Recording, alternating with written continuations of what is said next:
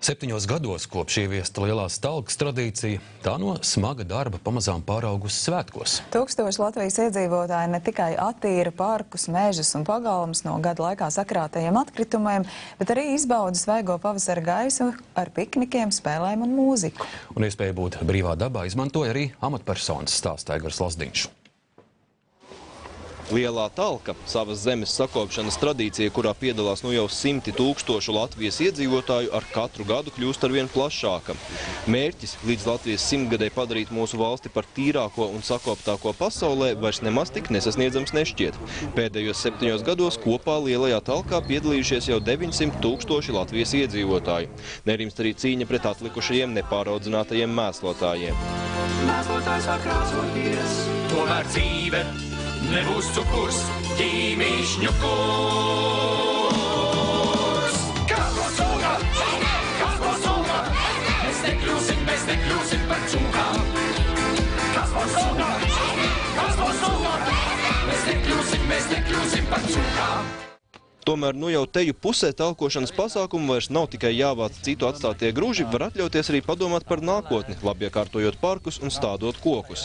Tieši to šogad izvēlējās darīt lielās talkas patrons, valsts prezidents Andris Bērziņš. Viņš piedurknis atrotīja Raunas Pilskalna parkā. Man dikti patīk tomēr ir pīlāģi tādi forši Latvijas, ja?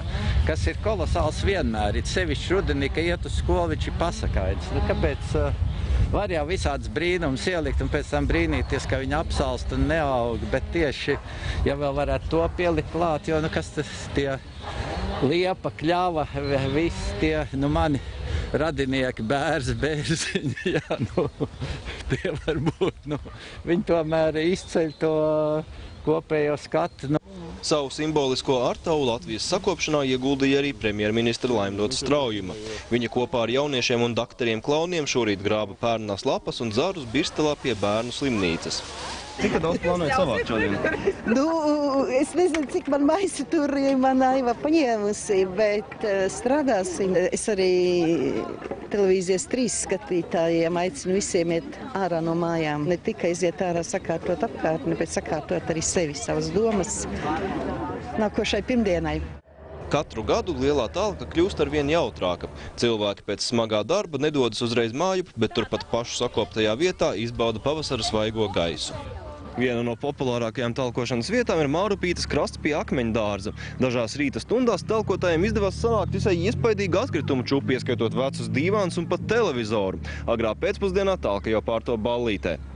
Lielā talka ir balstīta brīvprātības principā, un šogad tai savu laiku atveltīja vairāk kā 100 000 cilvēku. Aigars Lazdiņš, Ārnis Krauze, Rihards Vīgants, TV3 ziņas.